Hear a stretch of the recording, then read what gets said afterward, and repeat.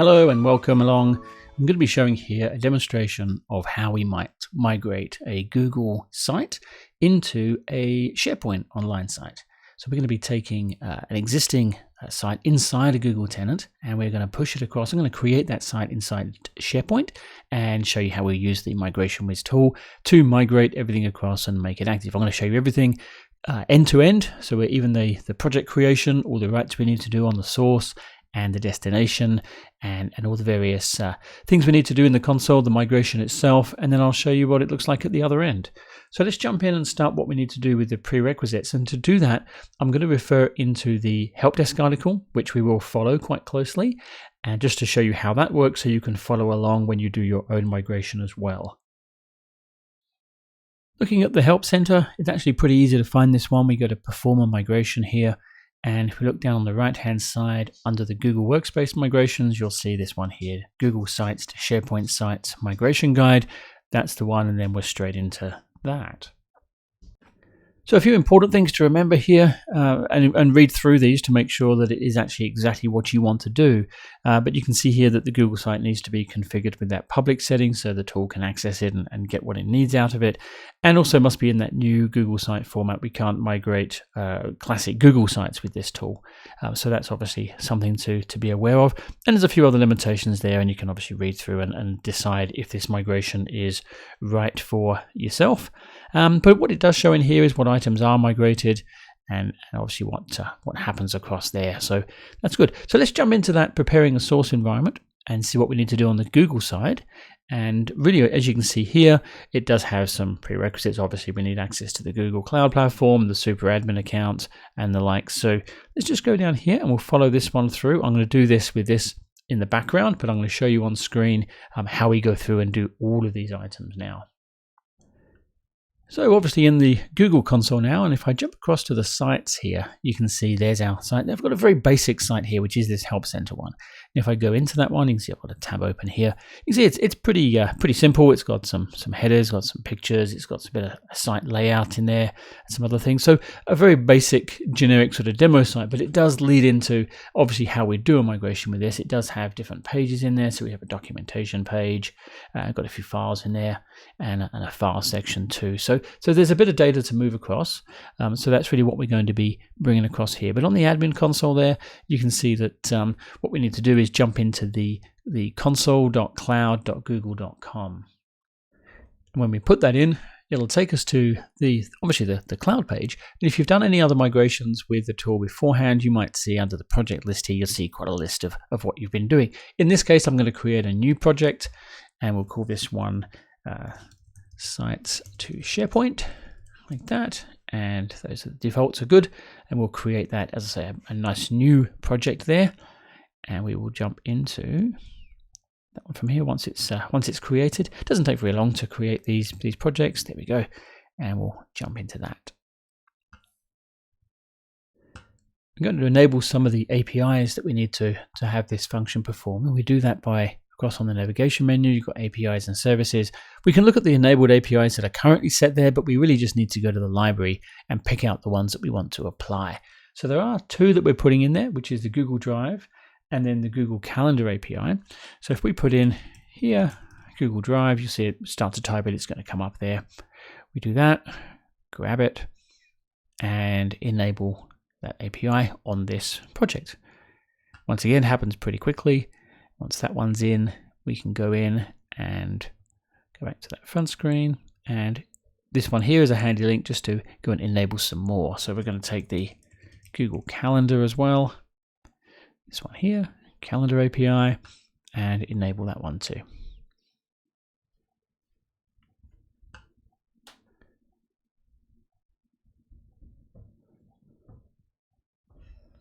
And we can then check that they're both there. If we look at the enabled APIs, you can see that they will be listed down here. There's the calendar, there's the drive. Obviously we get default ones as well. We can leave those there. They're not causing us any trouble.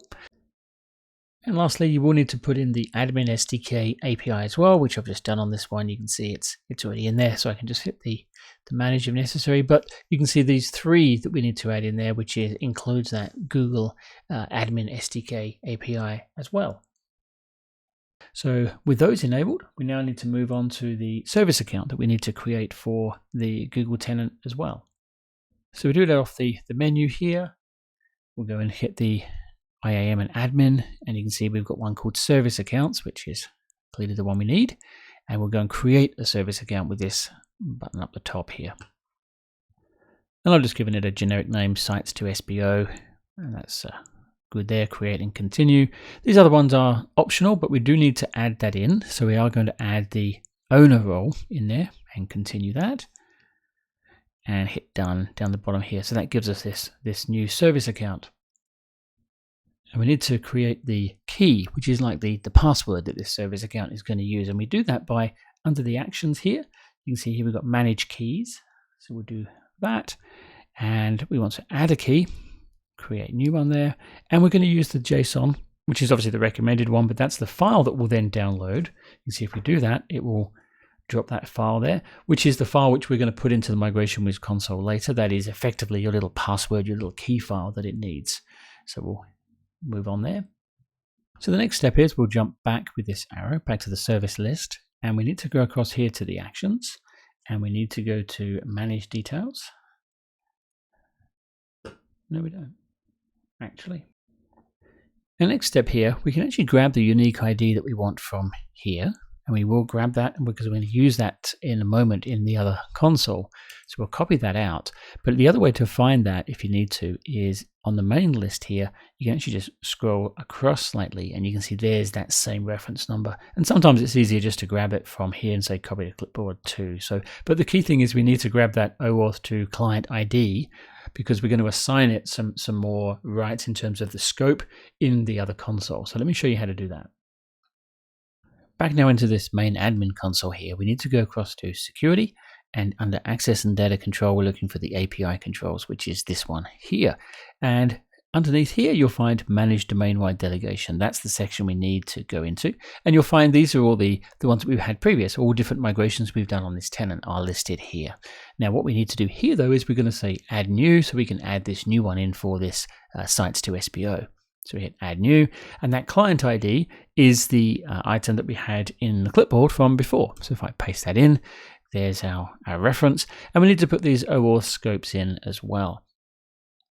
Now just flick back to the help center just quickly because these are the scopes that we need to put in there, these 4. So I'm going to cut and paste each one of these separately into that scope, and then you can see how they get created inside this console. So we'll just put that across there, and I'll grab each one and copy the address there and paste that in. So let me just get those in quickly.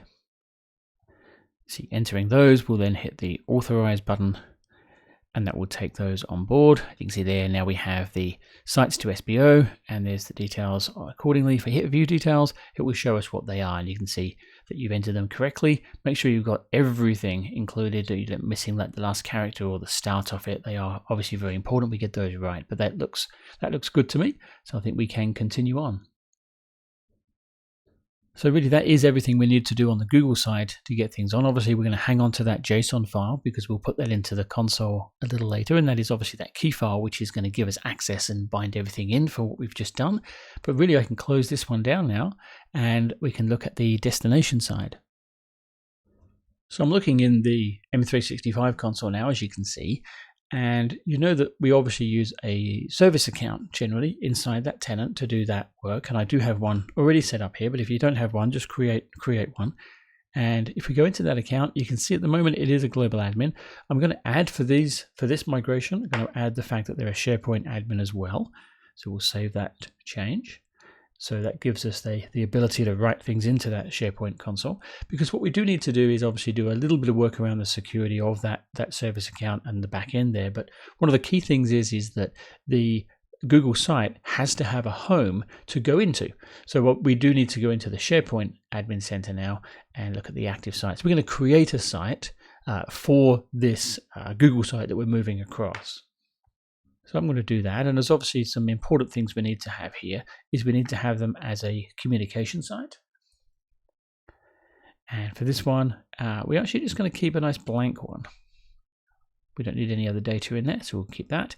Use that template, and we're going to give it a name. Now I'm just going to call this one, I will call it Help Center, because that's the name of the the Google site that we had. And we'll put a site owner. At the moment, I'm going to use that MigrationWiz account as the site owner. That's our migration account. And we'll hit next on that. I will just change my time zone there and let that create. And that just creates that foundation for us to put this data into. So with that done, you can see these are the steps I'm following through this article on the Help Center. Now I'm going to choose one of these two. We've got delegated authentication or the app-based authentication. You can use either or of those. I'm going to use app-based authentication for this particular example. So we're going to run through what needs to happen here. And you can see just briefly, we need to obviously have the SharePoint full control consent done for that application we're putting in. And we also have to have a MigrationWiz security group and put that user, which is that MigrationWiz service account that we're using, into that that group as well as.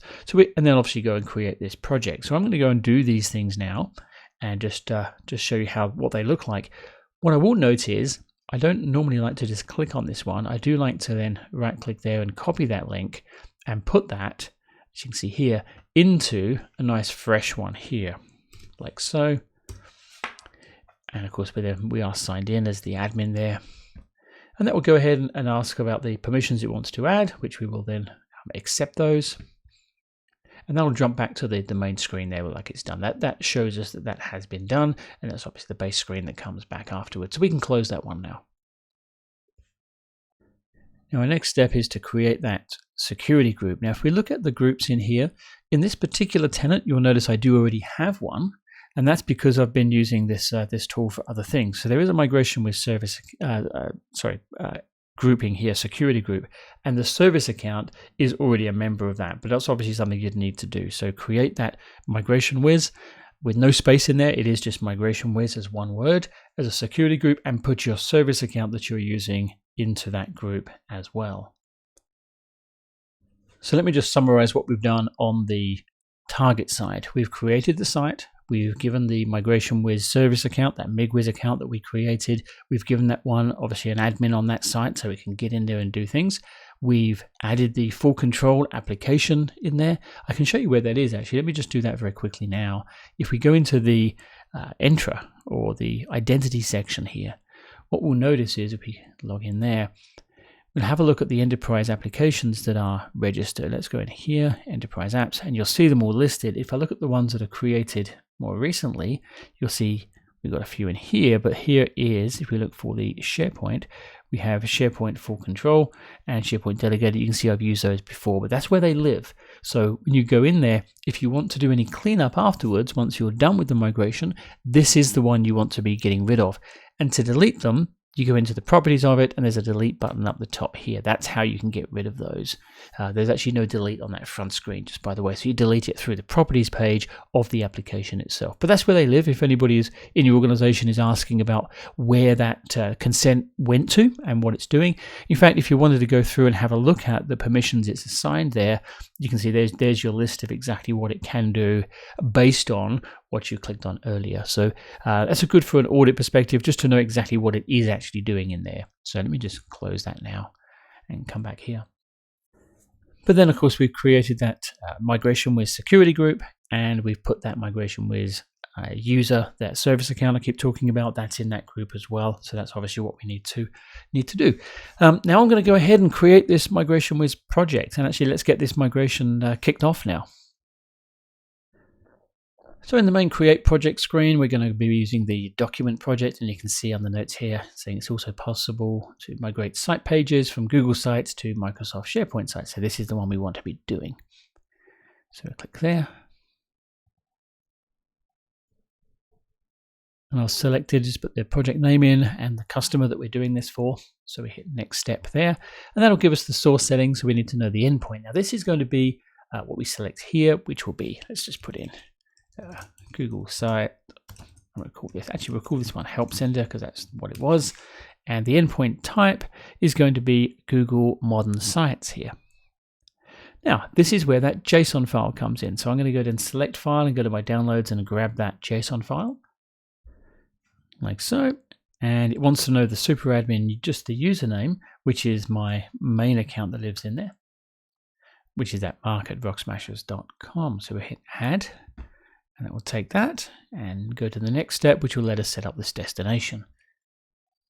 So this will be the M365 site. So we'll hit new there, and we're going to give it a name, which will be, we'll just call this one Help Center SPO. And obviously it's going into SharePoint sites here. Now it wants to know the username and the password. This is coming back to that MigrationWiz@cozymouse.com. That is that service account that obviously we keep referring to, but that's where these details go in. So I'll put those in now. And just hit the add button and save and go to summary. And hit save project. There we go. Now, obviously, there's nothing in there. We've got to configure that. But the first thing I do, you might have noticed on the help article, there was an item we had to put in at the end, one of those advanced options. So I'm going to go in there now and go to advanced options. And you can see here under support, we've got to add that in. If I bring back that page so we can look at from the help center, you can see this line here, support option, which is use application permission equals 1. We need to copy that out. Let me just move that away and put that into here. And we will validate that first. And that should come back. That is good. And hit save there. Obviously, that's an important step if you're using the application permissions to have the data put into the destination. So to add the references in, we go to quick add, which we're doing one there. And you can see it looks for the sites.google.com. It's looking for the public address to get to the site. Now, if you're not sure where that is, let me just drag this window back up for you, because we can see there's our help center. There's our, obviously our editing URL, which is in the console. What we want to do is click on this guy here, and we can get what the published site link is, which is this one.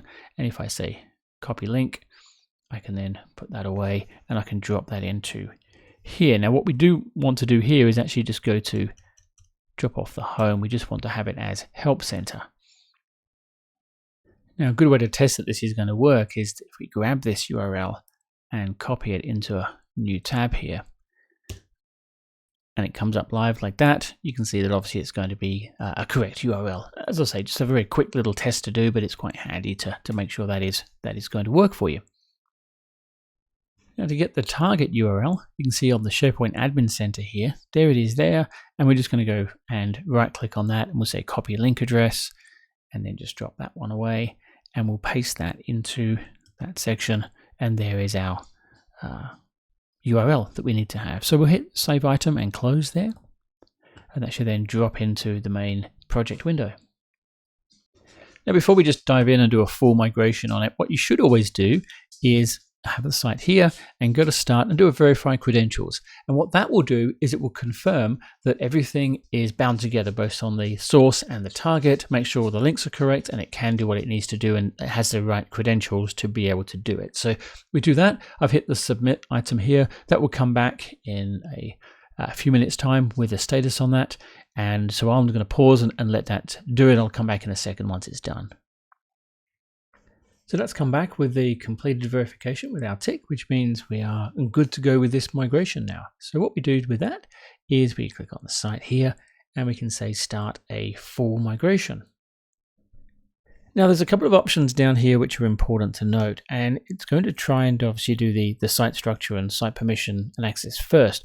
Recommendation is to let it do that and build the scaffolding for the site first, and then we run a second pass over the top, which actually puts those other documents and permissions in there as well. So in this case, I will do a 2-pass migration and show you how that works. So we're going to leave that one off for now and just hit the start migration. Obviously, you can schedule it later at a certain time if you want it to run like that, but this particular one we're just going to hit start migration and get it through. And once again it sits in that submitted stage, so we'll come back when it's done and we'll have a look at what happens on the target side. That first pass looks like it's now completed, so I'm going to go ahead and do the second pass, do another full migration. And really what we just do with that is we just leave this one ticked on like that and we say start migration. There, simple as that. Goes back to that submitted stage, and we'll come back to this once it has completed that as well. Then I can show you what the target site actually looks like. Coming back in there, you can see it's completed. It's done its full migration, and you can see the amount of data it's copied. Not a lot, it's not a big site, but you can see there's the counts there that it has done. If we look at the details of the migration, you can see what it's actually been doing and what it's had to actually get to do this migration. You can see it's actually looked at some of these, the MyDrive side. The reason it's done that is because it's got links back in there for the data itself. And you can see there, MyDrive testing file, that is where the data actually lives. So it's managed to pull the data out of the MyDrive, which is obviously where that data was stored, and it's transferred that across as well. And that's why you're going to see a whole load of directories which don't seemingly relate to the migration, and you can see that they don't. But of course, it's had to enumerate that structure in the worker here, and you can see it's done 0 pulled out of there because it had to pull some data to put into the site. Let me show you what it's done on the site here, and you can see there's the 2 files that it needed from that drive structure. So that's, as I say, when you see that in the migration logs, that's why it's done that. So let's go into the site and have a look at what it's actually done. So in the SharePoint Admin Center, I'm just going to go straight into here. We're going to have all the edit functions up there, obviously, because we are a publisher of the site. But you can see what it has done is it's created the site for us. And there's our help site. And if we go down here, you can see there's all those pictures and things that I was talking about that it's managed to bring across, which is good. If I go, and it obviously has all that data as well. And if I go back up here, you'll see if I look at documentation, this is where those testing files were. And it's actually these ones here that it's managed to pull through, and those were in that test document. And you can see there's some other documents as well that it's found. So you can see it's quite successfully grabbed those files and embedded them in that structure for us. And if we look at that other tab files there, you can see there's the files that we had in there as well. So really that becomes a successful site migration, taking that from, as I say, the Google sites into SharePoint Online. Remember that the makeup of the sites, it is quite different about how they're organized. It's going to do the absolute best efforts to get the data looking how it is. But of course, you are going to have to go in there afterwards and just have a look and make sure that it is exactly how you wanted it. You'll find that obviously the data's come across correctly. You just need to do probably a little bit of organization to make it so that the SharePoint side of the house is then happy to display that. But the key thing is that all your data and all the site layouts and everything is brought over.